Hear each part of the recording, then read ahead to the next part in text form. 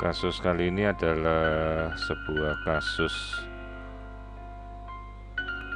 di mana pasien ini masih nona, belum menikah, dengan keluhan perdarahan pervagina menyerupai menstruasi yang tidak berkesudahan. Usia masih muda, 18 tahun, dan telah diusahakan diberikan terapi hormonal selama 6 bulan, namun tidak ada perubahan.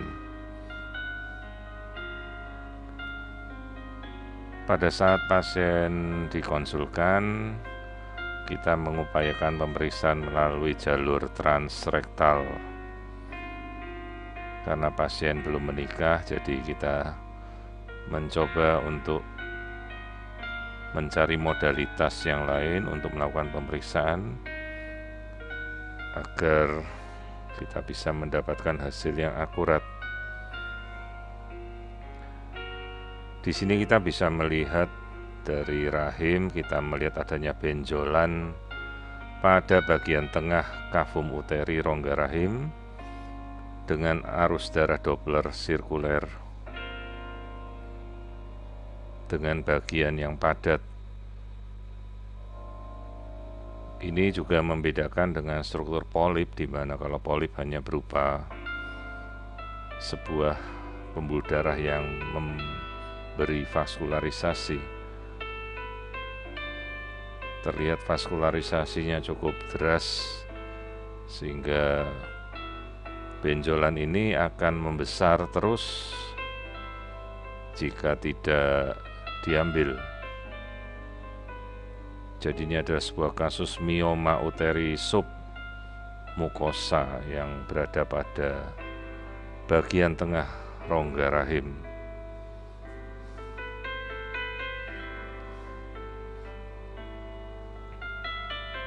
Karakteristiknya adalah bagian padat berkapsul, berada pada bagian rongga rahim bagian tengah dengan arus darah sirkuler yang mengelilingi. Kita ukur dimensinya 2,5 kali 3 cm.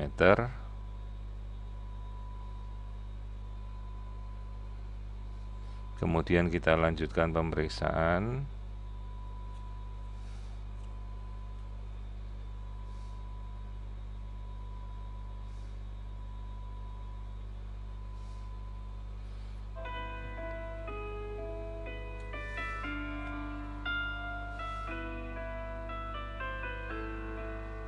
Kita coba tampilkan secara simultan dari 3 bidang, dan kemudian bagian frontal ini kita lihat bagian dari mioma uteri pada rongga rahim bagian tengah.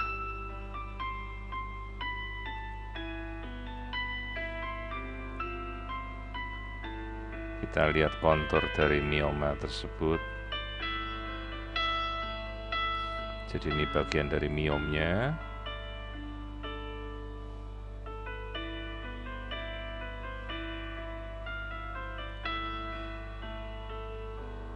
Jadi ini adalah sebuah mioma uteri yang berada tepat pada bagian tengah rongga rahim.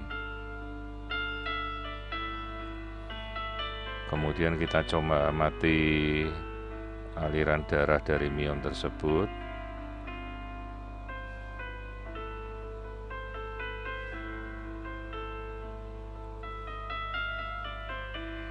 Nah, di sini kita melihat aliran darah yang memvaskularisasi area miom.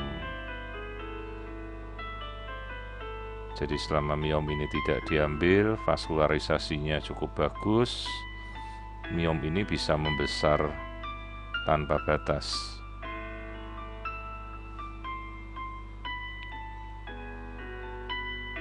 Operasinya biasa kita melakukan dengan teknik histeroskopi untuk mengambil jaringan miom itu lewat mulut rahim.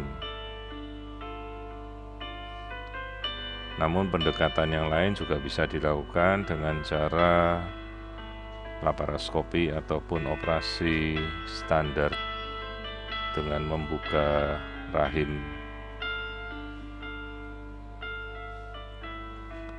Kembali kita lihat dan kita ukur ukuran rahim keseluruhan, lalu ukuran miomnya kita ukur.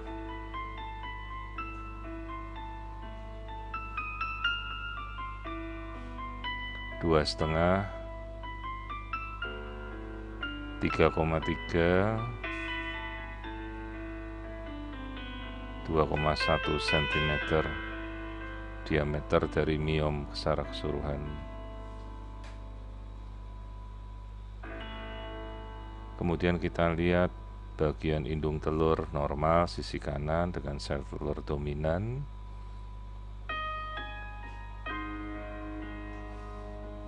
Kita bisa melihat dan mengukur folikel-folikel yang ada seperti ini.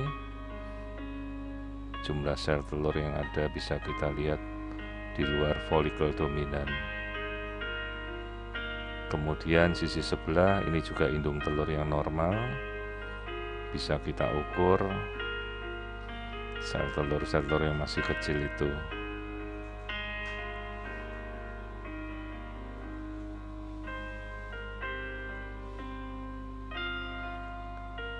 Kemudian bisa kita lihat juga sekali lagi dengan aliran darah Doppler kembali.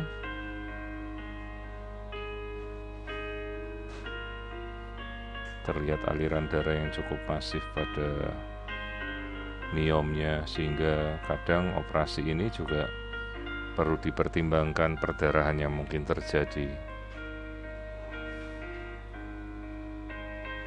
Nah, ini adalah terlihat vaskularisasi pada area miom.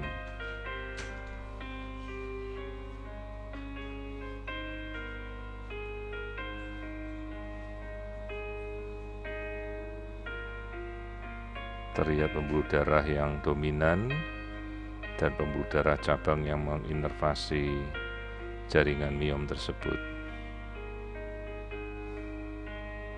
Perlu dipertimbangkan dengan hati-hati resiko perdarahan apabila kita mengambil miom ini. Sekali lagi, ini adalah mioma uteri submukosum di tengah rongga rahim.